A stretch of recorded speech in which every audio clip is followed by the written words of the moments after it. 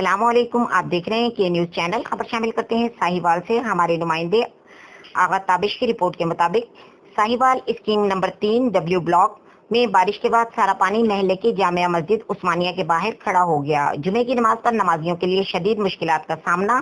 اپنی مدد آپ کے تحت نمازی اینٹیں جوڑ کر گزرتے رہے۔ نکاسی آپ درست نہ ہونے کی وجہ سے اہل علاقہ شدید پریشان۔